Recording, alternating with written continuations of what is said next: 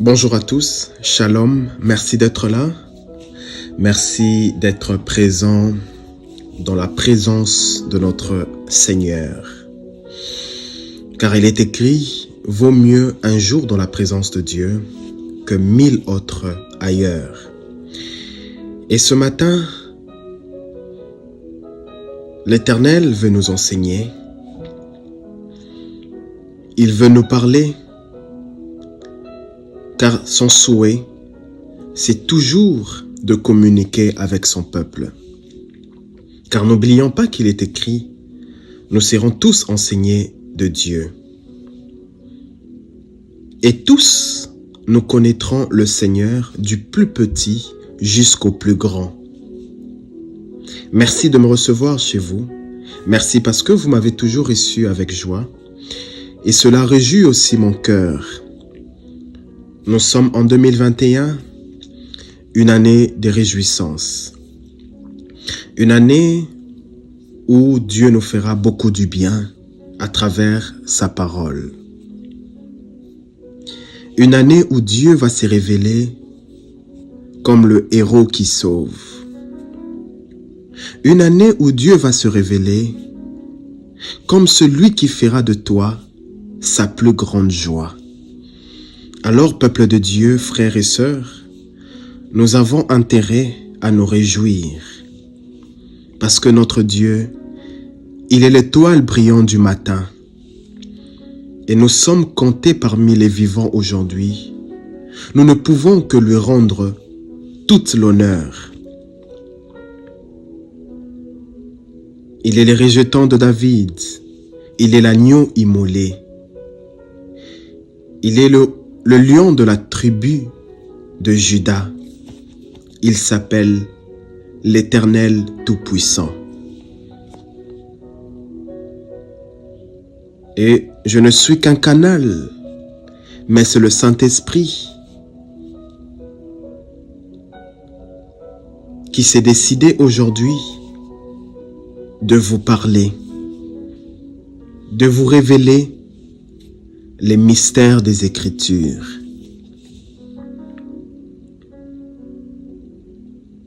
Et notre thème de ce matin, nous parlerons de la nouvelle alliance.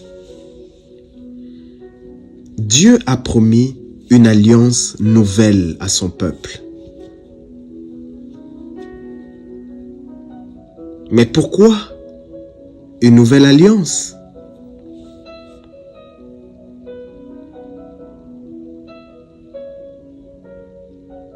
Parce que il y avait déjà la première alliance qui existait. Mais Dieu va se décider d'établir une nouvelle alliance pour des nouvelles promesses. 2021, Dieu décide de t'emmener sur un nouveau chemin, sur le chemin de la nouvelle alliance. Car la nouvelle alliance a été bâtie avec de meilleures promesses. Et notre texte de base aujourd'hui, nous allons lire dans Hébreux, chapitre 8. Nous allons lire tout le chapitre. Aussi, nous allons lire dans Hébreux, chapitre 9, tout le chapitre. Et aussi, nous allons finir notre enseignement de ce matin avec Hébreux, chapitre 10.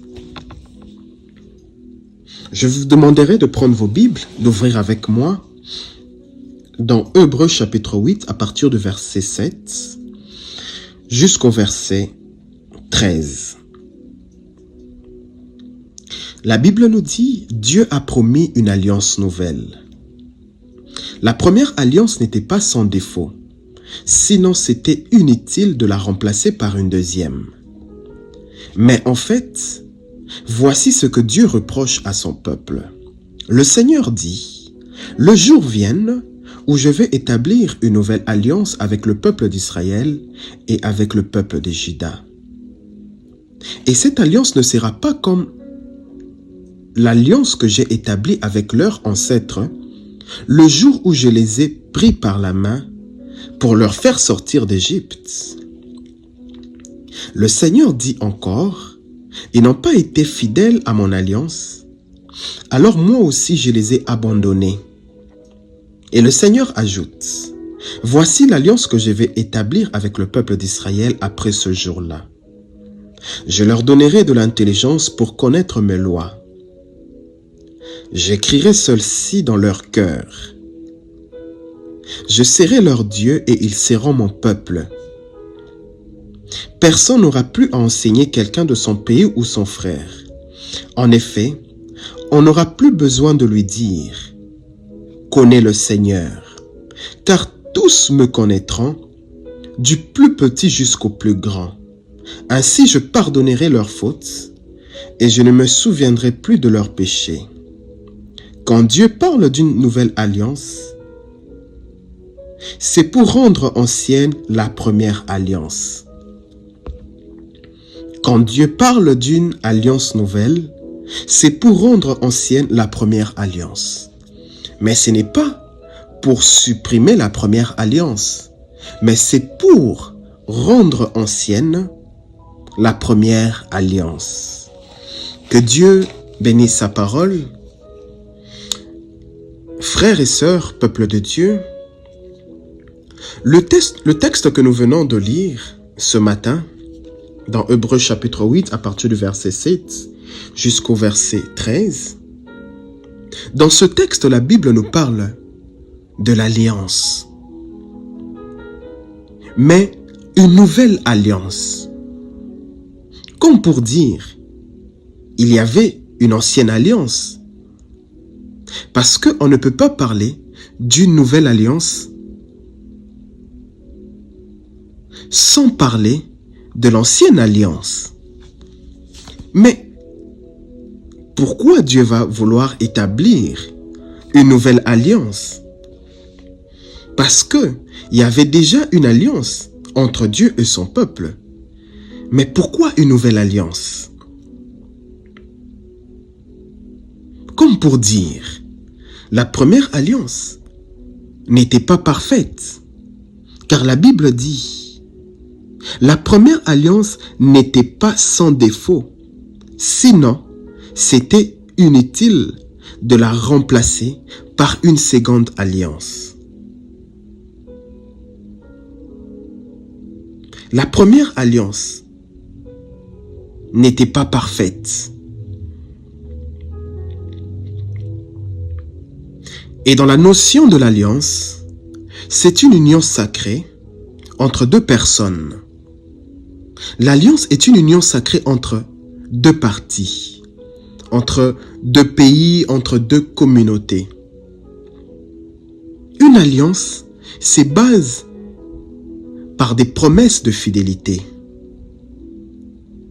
Une alliance, ce n'est pas pour la génération présente, mais une alliance se fonde pour des générations aussi à venir.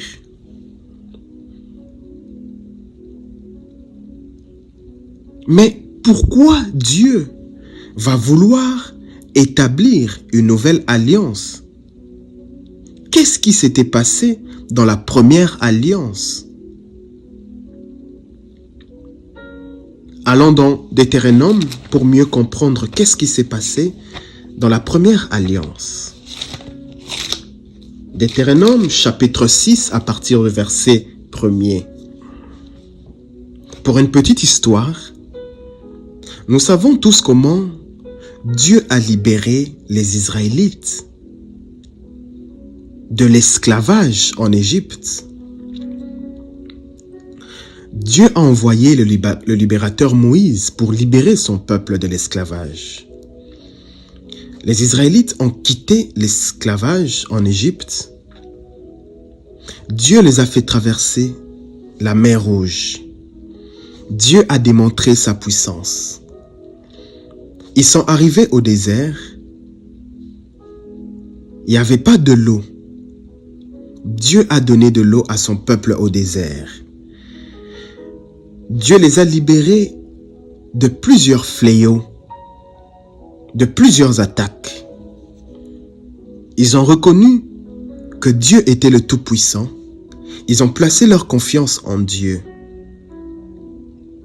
Ils ont pris plaisir dans la relation avec Dieu. Allons dans Deutéronome. Dieu va envoyer Moïse pour informer à son peuple qu'il a décidé d'établir une alliance. C'était là la première alliance.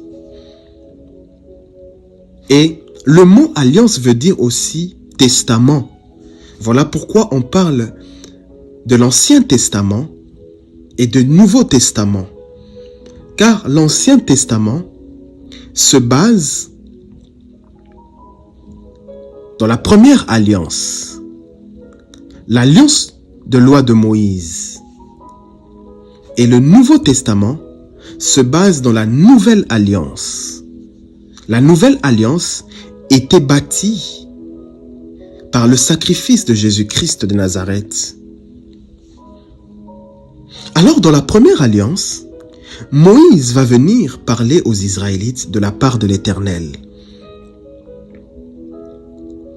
Moïse va dire, dans Deutéronome chapitre 6, à partir du verset 1er, Moïse dit, « Voici le commandement, les lois et les règles que le Seigneur votre Dieu m'a ordonné de vous enseigner.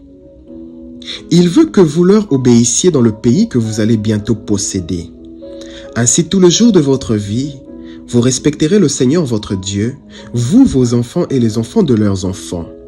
Et en obéissant à ces lois et à ce commandement que je vous donne, vous vivrez longtemps. Israélites, vous écouterez ce commandement et vous ferez tout pour leur obéir. Alors vous serez heureux et vous deviendrez un peuple nombreux dans ce pays qui déborde de lait et du miel. Voici ce que le Seigneur, le Dieu de vos ancêtres, vous a promis. » Moïse va parler au peuple. Il va dire, « Voici le commandement, les lois et les règles que le Seigneur votre Dieu m'a ordonné de vous enseigner. Il veut que vous leur obéissiez afin que vous entrez dans la terre promise. » Et Moïse va préciser dans Deutéronome chapitre 7, à partir du verset 16, il va dire au peuple d'Israël, « Si vous faites attention à ces règles, si vous leur respectez et si vous leur obéissez, le Seigneur votre Dieu gardera fidèlement pour vous l'alliance qu'il a faite avec vos ancêtres. Il vous aimera et il vous bénira. » Voyez, Dieu va dire, gardez fidèlement les lois et les commandements.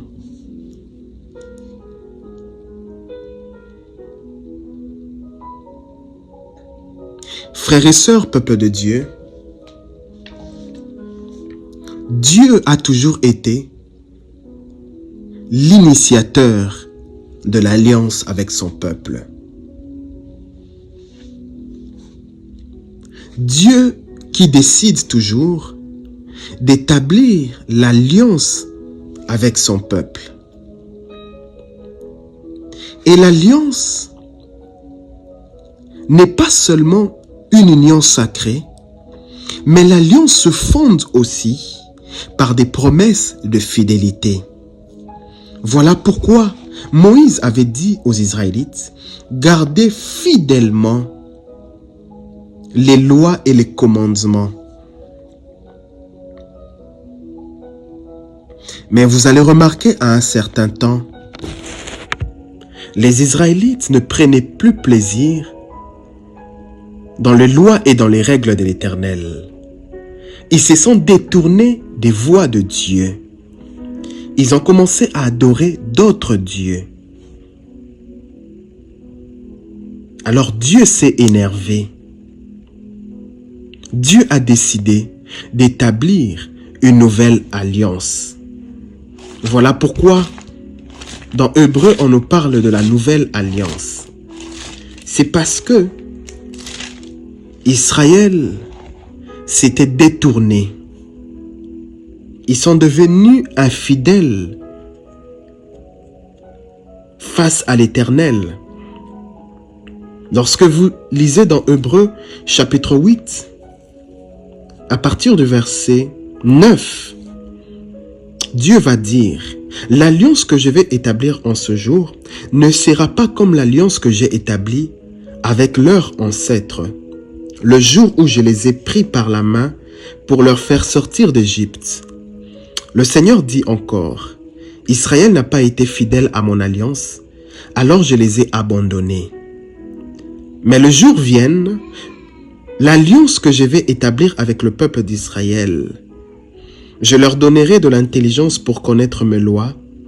J'écrirai celles-ci dans leur cœur. Et je serai leur Dieu, et ils seront mon peuple. Car personne n'aura plus à enseigner quelqu'un de son pays ou son frère. En effet, on n'aura plus besoin de lui dire « Connais le Seigneur ». Car tous me connaîtront à cause de la nouvelle alliance que je vais bâtir en ce jour. Ainsi je pardonnerai leurs fautes et je ne me souviendrai plus de leurs péchés. La nouvelle alliance, elle est bâtie sur de nouvelles promesses. Israël s'était détourné et Dieu a décidé, Dieu a promis une alliance nouvelle. Alors, comme le principe d'une alliance est basé dans la fidélité, le peuple de Dieu devenait infidèle et il ne respectait plus le Seigneur. Alors Dieu va blâmer son peuple. Dieu va faire des reproches. Il va dire aux Israélites, « Je veux rendre ancienne la première alliance afin de bâtir une nouvelle alliance avec des nouvelles promesses. »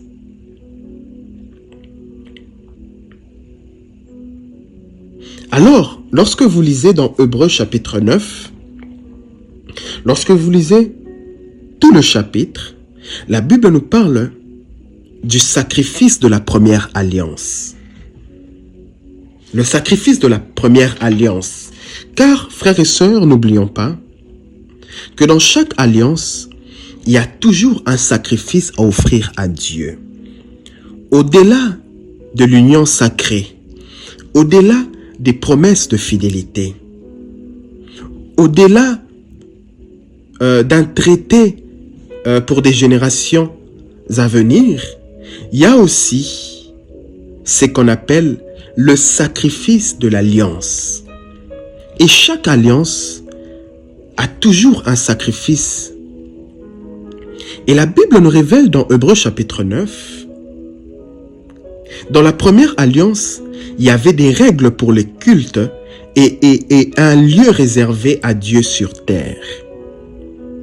Dans la première alliance, le peuple avait bâti un sanctuaire terrestre à Dieu. Et dans ce sanctuaire terrestre, c'est là où ils apportaient des offrandes et des holocaustes à Dieu, pour que Dieu puisse approuver ces offrandes-là, afin qu'il puisse pardonner son peuple. Alors vous allez remarquer qu'il y avait deux voiles dans ce sanctuaire terrestre. Il y avait ce qu'on appelait la première voile, c'était le lieu saint. Alors dans le lieu saint, il y avait là des chandeliers et quelques tables en or. C'est là qu'on mettait du pain pour offrir à Dieu. Et à part ça, il y avait la deuxième voile, le lieu très saint. Et dans le lieu très saint, c'est là où on avait bâti un autel en or. L'autel, c'était en or Et dans cet autel, on brûlait le parfum et c'est là qu'on brûlait le parfum. Et il y avait aussi l'arche de l'alliance, couvert d'or. Alors la Bible nous révèle que dans la première voile, dans le lieu saint, seuls les prêtres y entraient chaque jour pour offrir des sacrifices à Dieu. Ça pourrait être la nourriture, des biens matériels, pour que Dieu puisse pardonner son peuple. Mais dans la deuxième voile, le lieu très saint, il y avait uniquement des grands prêtres qui entraient. Mais des grands prêtres, ils entraient une fois l'an. Et lorsqu'ils entraient, ils apportaient du sang d'animal pour offrir à Dieu, pour que Dieu pardonne les fautes du peuple. Vous voyez à quel point le sacrifice était important pour garder l'alliance active. Pour que l'alliance puisse se maintenir, il fallait offrir de sacrifices régulièrement à Dieu. Alors la Bible dit, ces règles étaient valables jusqu'au moment où Dieu allait changer les choses. Comme pour dire, ces règles, c'est Dieu qui avait établi cela jusqu'au moment où il devait changer les choses, où il devait bâtir une nouvelle alliance. Mais ce n'était pas suffisant, malgré les offrandes que le peuple apportait. Malgré tout cela, ce n'était pas suffisant aux yeux de Dieu. Dieu voulait qu'il y ait quand même des sacrifices plus excellents. Car les fautes que le peuple avait commises, c'était des fautes graves.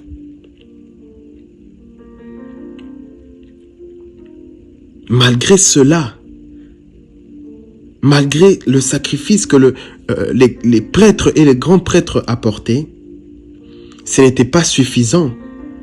Il fallait un sacrifice plus grand. C'est en ce moment-là, c'est en ce temps-là que le Seigneur Jésus-Christ va offrir sa vie en sacrifice. C'est en ce moment-là que Christ viendra pour offrir sa vie comme un sacrifice excellent. Et j'aimerais préciser une chose ici, ce matin. Frères et sœurs, la force d'une alliance dépend du sacrifice. Dans la deuxième alliance, Dieu voulait un sacrifice plus excellent. Dieu ne voulait plus les sangs d'animal. Alors Dieu va décider que les choses changent. Il va décider d'établir une nouvelle alliance. Et la Bible nous révèle, dans Hébreux chapitre 9, à partir du verset 11, le Christ a offert sa vie comme sacrifice. Et la Bible dit, le Christ est venu comme un souverain sacrificateur pour nous accorder le bien qui sont déjà là. Le Christ est venu comme souverain sacrificateur. Il est venu comme souverain sacrificateur. Le Christ a ouvert un chemin nouveau. Pourquoi? Parce que il est entré dans le lieu très saint. Il est entré dans une tente plus grande et plus parfaite.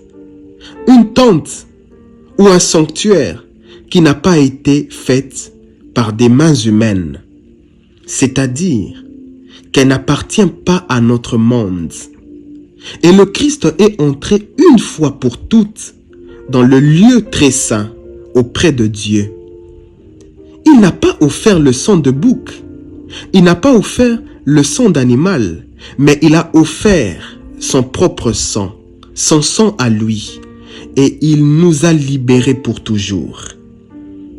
Dans l'ancienne alliance, les prêtres entraient. Chaque année, ils devaient offrir de sacrifices pour renouveler l'alliance, pour demander le pardon. Mais le Christ, lui, il est entré une fois pour toutes dans le lieu très saint. il est entré auprès de Dieu. Et il n'a pas offert le sang d'animal, mais il a offert son propre sang, comme pour dire, le sacrifice le plus excellent, c'est le sang de Jésus-Christ de Nazareth. Et ce sang-là nous a libérés pour toujours. Et frères et sœurs, peuple de Dieu, nous sommes sûrs de pouvoir entrer librement dans le lieu très saint parce que Jésus-Christ a répandu son sang. Comme pour dire, il a ouvert pour nous un chemin nouveau, une nouvelle alliance. En ce temps-là, tout grand prêtre, tout souverain sacrificateur devait présenter des offrandes et des sacrifices. Mais la Bible dit, Jésus a été prêtre pour toujours. Jésus-Christ a été prêtre pour toujours. Comme pour dire, la première alliance était temporaire. Mais la deuxième alliance, la seconde alliance, c'est l'alliance de la vie éternelle. Frères et sœurs, peuple de Dieu, le Seigneur Jésus-Christ est le médiateur d'une meilleure alliance. Une alliance qui a été fondée sur de meilleures promesses. Et la Bible nous révèle que le sang est le signe de l'alliance avec Dieu. C'est pourquoi le Christ est l'intermédiaire d'une alliance nouvelle, d'un testament nouveau. Il est mort pour libérer les êtres humains des fautes commises quand ils étaient soumis à la première alliance. Alors ceux que Dieu a appelés peuvent recevoir le bien qu'il a promis et qui dure pour toujours. Car le sang a été toujours le signe de l'alliance dans le monde spirituel. Pour établir une alliance, il faut que le sang coule. Voilà pourquoi, quand il y a un testament, il faut prouver la mort de celui qui l'a fait. Il faut prouver la mort du testateur quand il y a un testament qui est établi. Si on ne prouve pas la mort du testateur, le testament n'a pas de valeur. Pour qu'un testament entre en vigueur, il faut prouver la mort du testateur. Voilà pourquoi vous allez remarquer, dans la première alliance, Moïse, lorsque il a reçu le 10 commandements, pour rendre officiel le 10 commandements, il a pris le sang et il a versé dans le 10 commandements. Lorsque vous lisez dans Hébreux chapitre 9, à partir du verset 15, vous voyez, Moïse a versé le sang dans les livres de la loi. Et il a versé le sang dans tous les objets utilisés pour le service de Dieu. Comme pour dire que pour qu'un testament ou une alliance devienne valable, il faut effusion du sang. Car d'après la loi, presque tout devient pur avec le sang. Mais si on ne répand pas le sang, le péché ne sont pas pardonnés. La Bible dit, sans effusion du sang, si le sang n'est pas répandu, il n'y a pas le pardon du péché. Pour que l'alliance puisse entrer en vigueur, Moïse devait verser le sang. Voilà pourquoi, dans la nouvelle alliance, pour que la nouvelle alliance devienne une alliance réelle, il fallait que le sang coule, car le sang est le signe de l'alliance. Voilà pourquoi dans la nouvelle alliance, Jésus-Christ est venu, il a donné son sang, non pas le sang d'un animal comme la première alliance, mais il a donné le sang humain, son propre sang, afin de racheter l'humanité. Le Christ s'est offert à Dieu une fois pour toutes. Lorsque tu meurs une fois pour toutes. Le sacrifice de Jésus-Christ était une fois pour toutes, afin que notre liberté soit une liberté éternelle. Et vous allez remarquer que Dieu avait dit au Seigneur Jésus-Christ, « Je ne veux ni sacrifice, ni offrande, ni holocauste, mais c'est ton corps que tu dois offrir en sacrifice, pour que le péché de l'humanité puisse être pardonné. » Lorsque vous lisez dans Hébreux chapitre 10, à partir du verset 5, la Bible dit, « C'est pourquoi au moment où le Christ va entrer dans le monde, il dit à Dieu, « Tu n'as pas voulu de sacrifice ni des offrandes, mais tu m'as fait un corps. » Les animaux brûlés sur l'autel et le sacrifice pour le péché ne te plaisaient pas. Comme pour dire, malgré dans la première alliance, on brûlait sur l'autel, on donnait des sacrifices à Dieu, mais cela ne plaisait pas toujours à Dieu. Dieu voulait un sacrifice plus excellent. Voilà pourquoi, lorsque le Seigneur Jésus-Christ est venu, Dieu a dit, voilà le sacrifice excellent. Il a versé son sang en signe d'une nouvelle alliance. Et la nouvelle alliance est bâtie pour de meilleures promesses. Nous avons la vie éternelle. Nos fautes sont pardonnées. Dieu ne se souviendra plus de nos fautes à cause du sang de Jésus-Christ, à cause du sang de l'agneau. Lorsque le Seigneur Jésus-Christ mourait au bois de la croix, il remportait la plus grande de batailles. Jésus-Christ est le médiateur d'une meilleure alliance. Il est le garant d'une alliance plus excellente. Il est le garant d'une alliance plus excellente à cause du sang qu'il a versé. Voilà pourquoi la seconde alliance n'est pas venue supprimer ou abolir la première alliance. Les lois et les commandements sont restés les mêmes, mais Dieu a modifié cela pour une meilleure alliance en Jésus-Christ de Nazareth. L'alliance en Jésus-Christ de Nazareth, la meilleure alliance, mes frères. Dieu dit, « Je vous donnerai un cœur nouveau et je mettrai en vous un esprit nouveau. » Lorsque vous lisez Ézéchiel chapitre 36, à partir du verset 26 jusqu'au verset 27, Ézéchiel mentionne que Dieu, pour la nouvelle alliance, il donne un cœur nouveau, un esprit nouveau. Voilà pourquoi, dans la première alliance, c'était une alliance charnelle. Mais la deuxième alliance, Dieu nous donne un cœur nouveau. Il nous donne un esprit nouveau. Dans la nouvelle alliance, nous recevons le salut comme un don gratuit.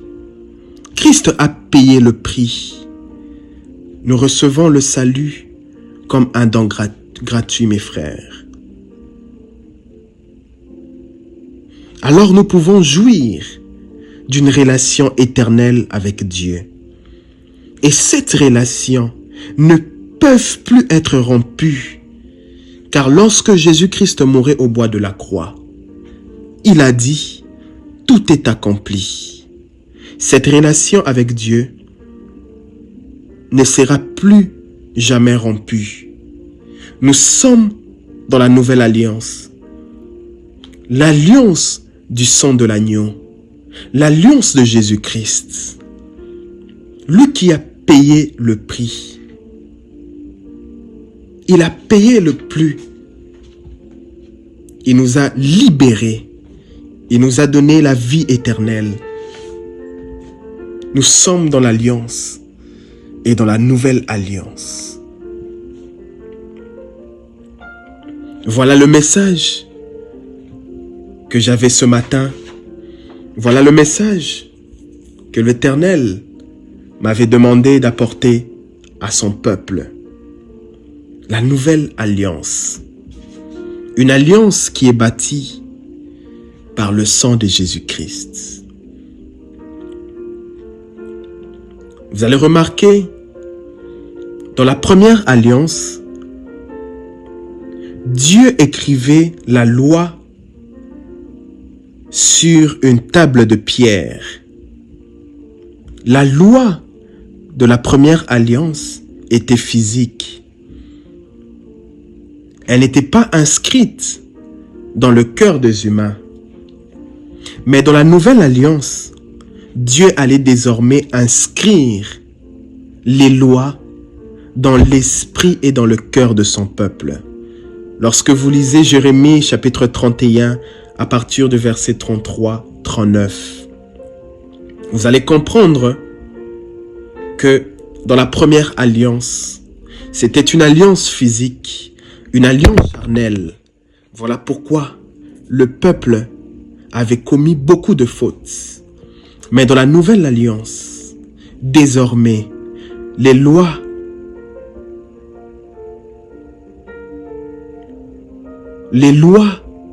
s'inscrivent dans l'esprit et dans le cœur du peuple de Dieu. Car lorsque vous lisez dans Romains chapitre 8 à partir du verset 7 jusqu'au verset 8, la Bible dit « La chair est contraire à la volonté de Dieu, parce que la chair ne se soumet pas à la loi de Dieu. » Voilà la différence entre la première alliance et la seconde alliance. Dans la seconde alliance, c'est une alliance spirituelle. C'est une alliance où nos cœurs sont totalement renouvelés. Notre esprit est totalement renouvelé. Le Saint-Esprit nous accompagne. Le Saint-Esprit est là pour nous rappeler toutes choses. Le Saint-Esprit est là pour nous aider, pour nous enseigner. Voilà pourquoi le Seigneur Jésus-Christ va venir.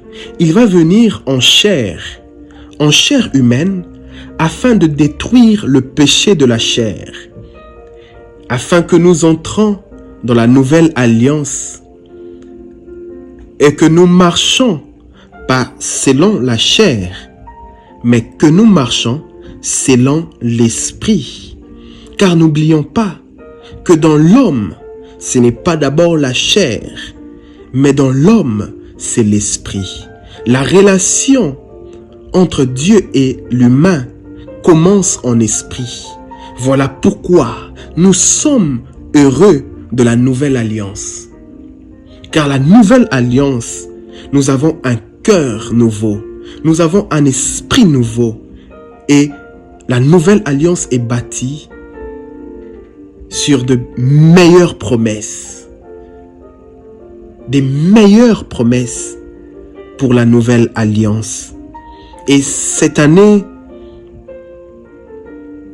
Dieu crée un nouveau chemin à cause du sang de Jésus-Christ. Le sang a été toujours l'arme la plus efficace. Le sang parle. Le sang intervient en notre faveur. Et ce matin, Christ a déjà payé le prix, mon frère. Quelle situation te dérange? Si c'est la maladie, il a vaincu la maladie au bois de la croix. Si c'est le manque, il a vaincu le manque au bois de la croix. Tu ne peux plus éprouver le malheur. Tu ne peux plus rester toujours dans la même situation. Réjouis-toi, car Dieu sait que nous sommes et nous appartenons au Seigneur Jésus-Christ. Car c'est une nouvelle alliance qu'il a bâtie avec son peuple. Que Dieu nous bénisse. Shalom. À nous revoir prochainement pour d'autres enseignements. Merci de me recevoir chez vous.